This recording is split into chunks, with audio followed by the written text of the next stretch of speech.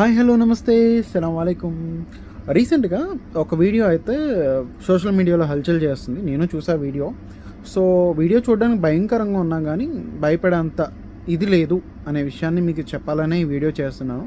మీలో ఉన్న భయాన్ని కొంతవరకు ఈ వీడియో తొలగిస్తుందని అనుకుంటున్నా. వీడియో నచ్చితే లైక్ చేయండి, సబ్స్క్రైబ్ చేయండి. అసలు ఈ ట్రెండ్ ఈ వీడియో ఏంటో ఫస్ట్ ఆఫ్ ఆల్ చూద్దాం. దాని తర్వాత మీకు దాని గురించి సొల్యూషన్ అయితే డెఫినెట్గా మీకు చెప్తాను. మామూలుగా కొన్ని కూరగాయల పైన రంధ్రాలు ఉంటాయండి, హోల్స్. ఏమి లేదులే అనుకొని కొంచెం కట్ చేసేసి తినేస్తా ఉంటారు. ఈ వీడియోలో చూడండి, టమాటాని పాము నీట్ గా కాటు వేస్తా ఉంది. కాబట్టి మనం బజార్ నుంచి కూరగాయలు తెచ్చుకున్నప్పుడు రంధ్రాలు ఉన్న కూరగాయలు కొంచెం అవాయిడ్ చేస్తే చాలా మంచిదండి. మీ ఫ్రెండ్స్ అండ్ ఫ్యామిలీకి ఈ వీడియో సెండ్ చేయండి. వీడియో చూసారు కదా, భయం వేస్తుంది.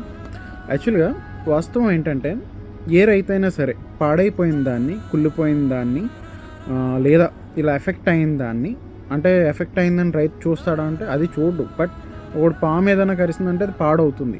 దాని బ్లాక్ కలర్ రావడం కానీ, దాని ఎఫెక్ట్ అవ్వడం కానీ జరుగుతుంది. సో అలాంటి వాటిని రైతు కలెక్ట్ చేయడు, ఎందుకంటే కోసి పడేస్తాడు అంతే. ఎందుకంటే ఒక మంచి వాటితో దాన్ని జత చేస్తే కనుక మిగతావి కూడా పాడైపోతాయి, కుళ్ళిపోతాయి. దాంట్లో ఉండే బ్యాక్టీరియా వల్ల కావచ్చు, లేదంటే దాంట్లో ఉన్న టాక్సిక్స్ వల్ల కానీ మిగతావి కూడా పాడైపోతాయి. కాబట్టి దాన్ని మంచి దాంట్లో యాడ్ చేయడు.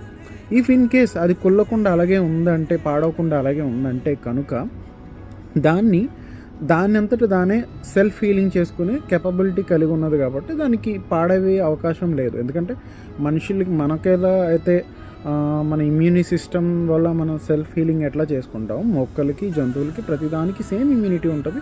అవి కూడా హీల్ చేసుకునే కేపబిలిటీ ఉంటుంది. సో కాబట్టి ఈ ప్రాబ్లం అనేది రాదు. ఇఫ్ ఇన్ కేస్ మనం భయపడుతున్నట్టు ఏ పామైనా ఏదైనా కరిచింది మనం తింటే ఏదైనా అవుతుంది అనుకుంటే అస్సలు ఏమీ కాదు. ఎందుకంటే మన డైజెస్టివ్ సిస్టమ్ అలా పనిచేస్తుంది, అలా ఉంటుంది, అలా మెకానిజం చేయబడి ఉంది. ఏదైనా ఒక ఫ్రూట్ కానీ ఏదైనా మనం తిన్నట్లయితే అది మన డైజెస్టివ్ సిస్టంలోకి వెళ్ళిన తర్వాత ఏది అవసరమో దాన్ని మాత్రమే తీసుకొని పనికిమాలిన వాటిని మల విసర్జన ద్వారా బయటికి పంపించేస్తుంది. కాబట్టి దానికి ఇబ్బంది ఏమీ లేదు. అది ఒక మోతాదు వరకే.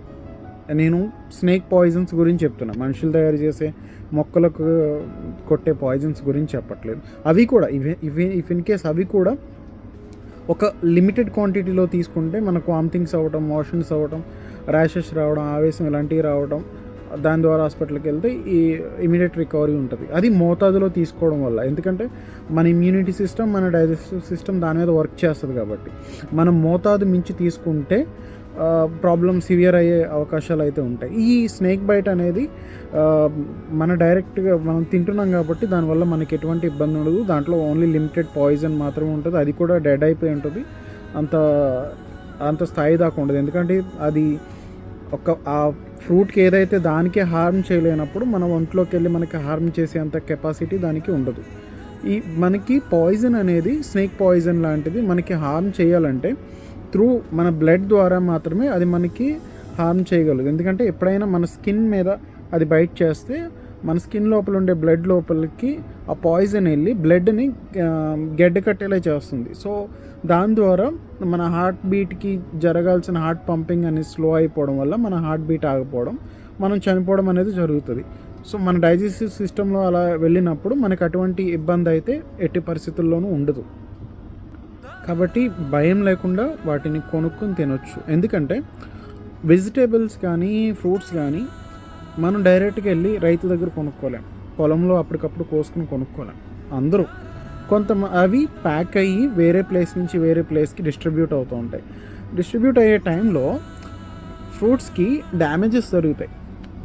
నొక్కడం కానీ, ఆ దారుల్లో కానీ అవి నొక్కడం, లేదన్నా కార్టూన్స్కి ఉండే పిన్స్ కానీ ఇలాంటివి గుచ్చుకోవడం, ఇలాంటివన్నీ జరుగుతూ ఉంటాయి. సో వీటిని పట్టుకొని చాలామంది ఏమైనా మచ్చలు ఉన్నా, ఏమైనా బైట్స్ ఉన్నా అవి కొనొద్దు అని అంటున్నారు. సో ఇవి ఇప్పుడు కొనుక్కోవడం, ఇలాంటి చిన్న చిన్నవి మనం కొనుక్కోవచ్చు, ఏం కాదు. ఇది అప్పటికప్పుడు జస్ట్ కట్ చేసుకుని తింటే అయిపోతుంది. దానివల్ల మనకి ఇబ్బంది ఏమి ఉండదు. కానీ ఇలా బైట్స్ ఉన్నాయి కొనొద్దు అనడం వల్ల దాని ఏమనాలో నాకు అర్థం కావట్లేదు. కాబట్టి ఇలా ప్రతిదాన్ని మనం భూతద్దంలో చూస్తే కొంతకాలానికి మనకు సరైన ఫుడ్ కూడా దొరకదు. ఎందుకంటారా, ఫుడ్ అనేది ఇప్పుడు ఉన్న ప్రజలకి ఇప్పుడున్న ఫుడ్కి చాలా తక్కువే ఉంది మనకి.